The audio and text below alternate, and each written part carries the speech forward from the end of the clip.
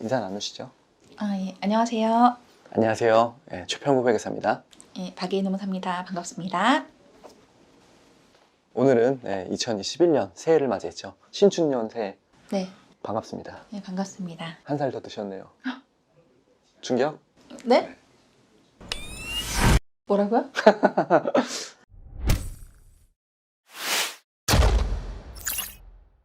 저희가 신춘역 새해를 맞이해서 네.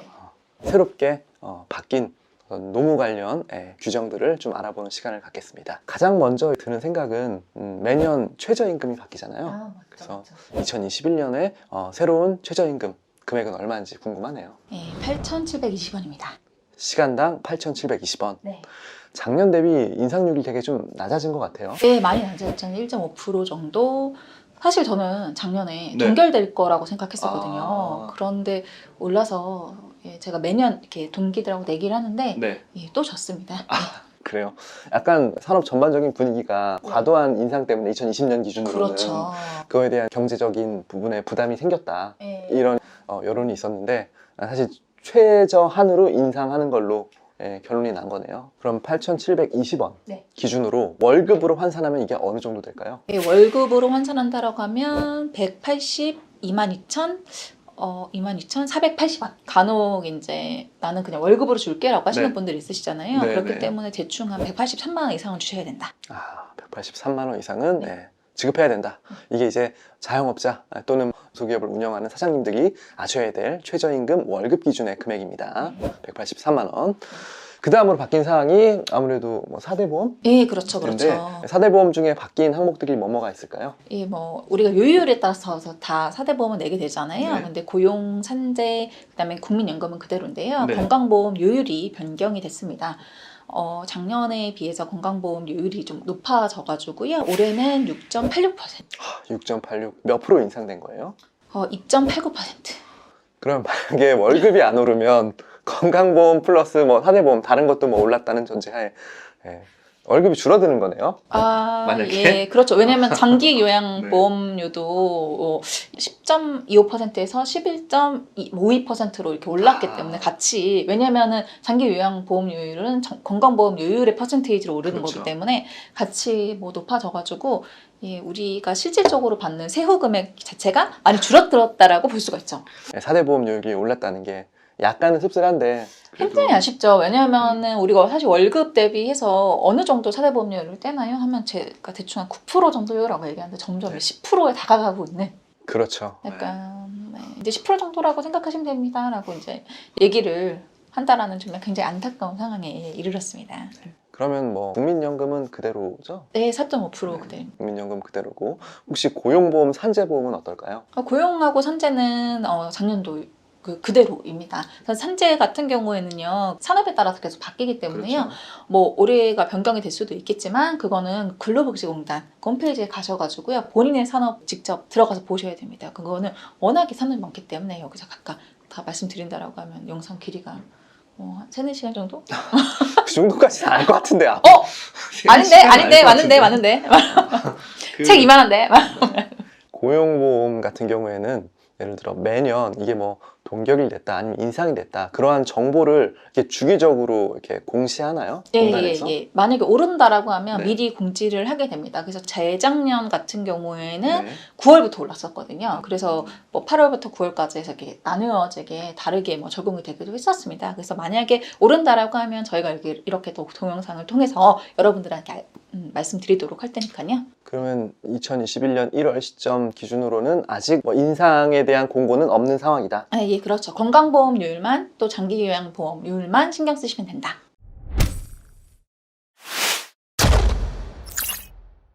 하나 좀 알아두셔야 될 게 올해 변경이 된 사항은 아니에요. 작년 12월 8일에 개정이 된 사항인데요. 여러분들 육아휴직을 회사에서 간다라고 하시면 한 번 분할할 수 있는 걸로 생각을 하셨을 텐데요. 이제 2회 분할이 가능합니다. 예, 그래서 2번 나누어서 사용할 수 있다는 거 아시고요. 직원분들은 본인이 쓰는 거니까 네. 굉장히 정보에 빨라요. 뭐 맘카페라던가 이런 거 통해서 그렇죠. 정보 장난 아니거든요. 근데 정작 그 육아휴직을 뭐 허락을 해주거나 뭐 허가를 당연히 해줘야 되는 거긴 하지만 예, 뭐 대표님들 같은 경우에는 그걸 잘 모르고 무조건 그거 안 된다라고 하시는 분들이 있으시기 때문에 이 점 예, 육아휴직이 2회로 예, 분할 사용할 수 있다라는 점 예, 잘 알아두셔야 될 것 같습니다. 이해 분할 신청은 뭐 직원 제한이 없나요? 뭐 5인 이상만 된다, 뭐 10인 이상 이런 건 아니에요? 아니요, 무조건 다 됩니다. 직원이 1명 이상 있다고 하더라도 예, 그렇죠. 1명밖에 없어도 육아휴직을 2회 분할해서 할 수 있는 거고 예. 최대 몇 년이에요? 육아휴직은 1년이 1년. 가능하고요. 다만 근속기간 6개월 이상 아, 예, 돼야 하고요. 그 다음에 육아휴직을 가게 되면 육아휴직 급여를 받게 되잖아요. 네. 예, 그렇기 때문에 고용보험 가입 기간이 180일 이상이 돼야 됩니다. 아, 예, 그죠. 사실 그래서 근속기간 6개월 이상 뭐 되신다라고 하면은 대충은 뭐 180일이 넘어가지는 않지만 넘어간다라고 봐서 그렇게 해준다라고 보여지는 것 같고요. 그리고 육아휴직 자체는 무조건 주셔야 되는 겁니다. 1명 이상. 네, 내가 직원을 1명만 데리고 있다 하더라도 그 직원이 요청을 한다. 왜냐면 아이 1명당 아이가 초등학교 2학년 네. 만 8세 예, 미만까지는 무조건 줘야 되는 거기 때문에요. 예, 만약에 신청하는 날이 아기가 그 만 8세 그날 마지막이에요. 그럼 그날 신청해도 줘야 돼요. 아, 예, 그래서 무조건 주셔야 되는 거고요. 이걸 안 주시게 되면은 예, 깔끔하게 뭐 벌금, 빨간 줄 이렇게 예쁘게 호적 너무 깔끔한데요. 네, 그냥 하실 수가 있기 때문에 육아휴직은 무조건 주셔야 되는 그리고 근로자분들 무조건 쓰실 수 있는 권리라는 거 잘 생각을 하셔야 될 것 같습니다. 그 다음 또 2021년도에 변동된 노무사항이 있을까요? 뭐 주 52시간제. 주 52시간은 원래는 몇 인 이상 사업장만 하고 있었던 거죠? 원래는 작년까지는 30인 이상 30인 사업장이 이상? 됐었는데 올해부터는 5인 이상 사업장. 5인 이상 사업장. 네. 만약에 주 52시간 이상 근로를 할 경우에는 어떤 페널티가 있어요? 뭐 2천만 원 이하의 벌금. 그것도 이제 그것도 그냥 형사처벌인 거예요? 되게 노동과 관련된 규제는 형사는 깔고 가는 것 같은데? 뭔가 약간 훈장 느낌인데? 근데 이제 그 5인 네. 이하 되는 사항은 지금 당장 1월 1일부터 되는 건 아니고요. 7월 1일부터 아. 적용이 그렇게 되게 됩니다. 예. 그러면 우리 사업장은 5인 이하인데요. 우리는 적용 안 되나요? 예. 5인 이하 사업장은 원래부터 근로시간에 제한이 없었어요. 그렇기 때문에 예, 더 말씀은 안 드리겠지만 많이 일을 하셔도 그렇게 큰 상관은 없다. 다만 일을 시킨 만큼 돈은 줘야 된다. 예, 라고 하시는 거는 잘 생각을 해두시면 될 것 같습니다. 5인 이상 사업자? 네, 그러니까 사장님 빼고 직원 5명. 직원 5명. 네, 그렇게 생각하시면 돼요. 나 껴서 5명 아니고요.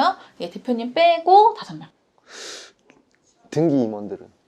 등기 빼야 되는 거 아니에요? 임원이라 할지라도 네. 실질적으로 직원. 근로자처럼 일을 하고 있다라고 하면 직원이죠. 실제 근로자가 아닌 진짜 순수 임원이면은 스타트업 같은 경우에는 이제 코파운더들이 네. 지분도 갖고 있으면서 실제 이사회 구성원으로서 네.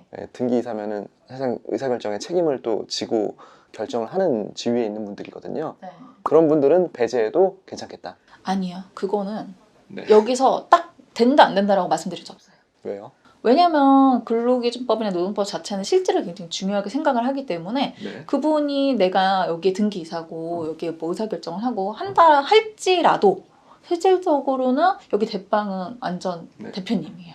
다 약간 알고 보니까 바지야. 약간 이럴 수도 있잖아요. 예, 그런 상황이 있을 수도 있기 때문에 그거를 세세하게 다 살펴봐야 됩니다. 다만 이제 그냥 기본적으로 그냥 다 일하는 사람들이 5명 이상이면 기본적으로 좀 근로시간은 52시간을 지켜야 된다라고 생각을 하시는 게 가장 편하지 않을까. 또 요즘 또 이렇게 워라밸 굉장히 중요하게 생각하잖아요.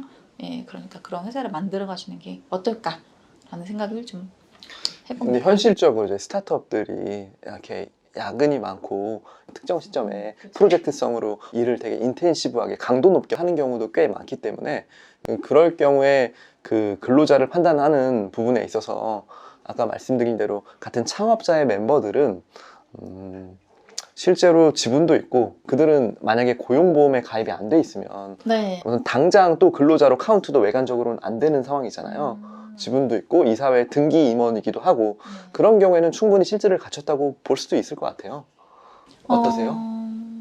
제가 봤을 때 그런 걸 반증해서 약간 근로자로 취급이 돼서 다양한 각종 규제에 노출돼서 뭐 벌금을 맞았다거나 과태료를 맞은 기업들이 있었을까요? 벌금이나 과태료보다는요, 네. 이제 그렇게 등기 임원이신 분들이 추후에 뭐 네네. 퇴직금이라던가 네. 연장근로수당이라던가 그런 걸 달라고 대표님한테 음. 얘기를 했다가 네. 예, 빠꾸 맞아가지고 네. 노동청에 가서 이제 같이 얼굴을 대면하는 아. 예, 그런 상황들이 좀 있죠.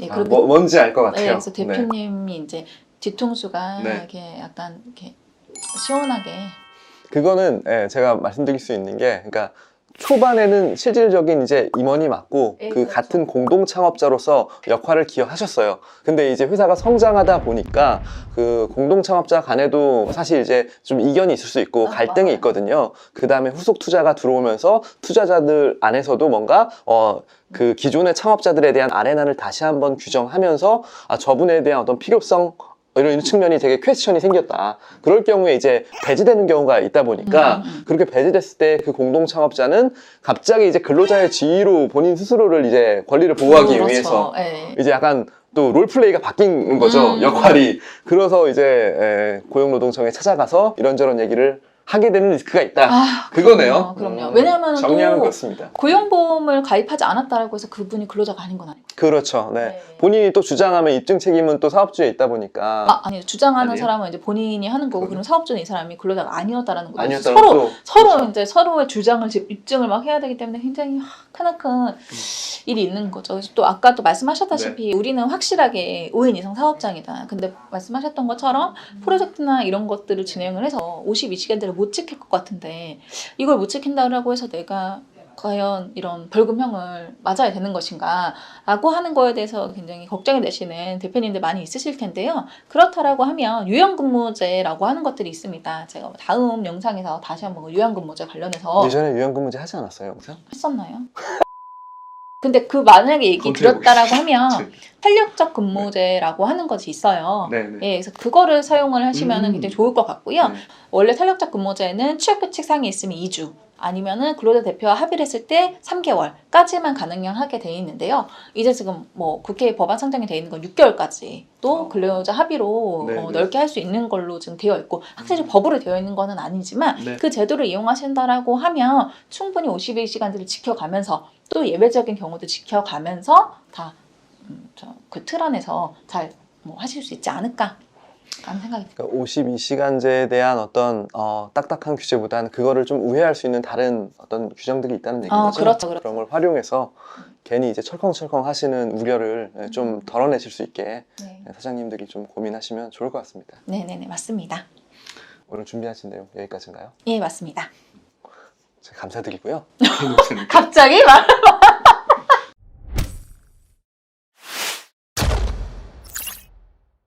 저희 스타트업 랩은 항공에 함께 더욱더 좋은 컨텐츠로 찾아뵙겠습니다. 감사합니다. 안녕. 새해 복 많이 받으세요.